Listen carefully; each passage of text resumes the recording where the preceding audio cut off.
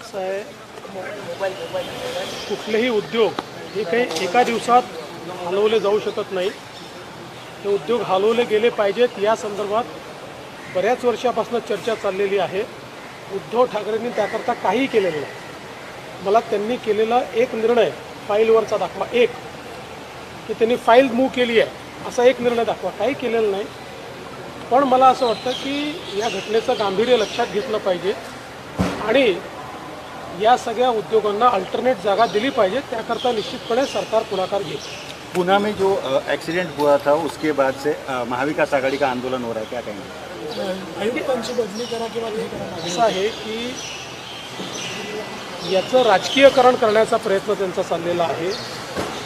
या संदर्भात जी काही कारवाई पोलिसांनी केली पाहिजे ती सगळी पोलिसांनी उघडपणे केलेली आहे.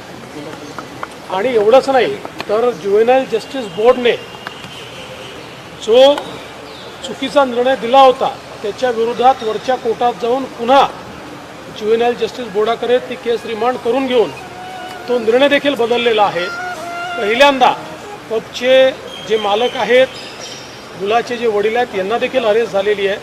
त्यामुळे अतिशय कडक कारवाई या ठिकाणी झालेली आहे. पण प्रत्येक गोष्टीचं राजकीयकरण करणं असा हा जो उद्योग चाललेला आहे हा काही योग्य नाही आहे. भाऊ धनगेकरांनी तुम्हाला पत्र लिहिलं, मी बघितलं पुण्याच्या संदर्भात मनाचे श्लोक आणि ह्या सगळं मनुस्मृतीचेही श्लोक असल्या फालतू गोष्टींना मी उत्तर देत नाही. आणि मला असं वाटतं की हल्लीच्या काळात त्यांना उद्योग उरलेले नाहीत. त्याच्यामुळे वाटेल तसे आरोप करायचे, काहीतरी बोलायचे चाललेलं आहे. मनाचे श्लोक जे आहेत हे या महाराष्ट्रामध्ये वर्षानुवर्ष त्या ठिकाणी म्हटले जातात, ऐकले जातात, बोलले जातात. त्यामुळे आता ते अभ्यासक्रमात आहेत की नाहीत हे मला माहिती नाही, मी ते काही तपासलेलं नाही. पण एक गोष्ट निश्चितपणे सांगतो, विनाकारण संभ्रम तयार करायचा हा जो प्रयत्न आहे हा चुकीचा आहे.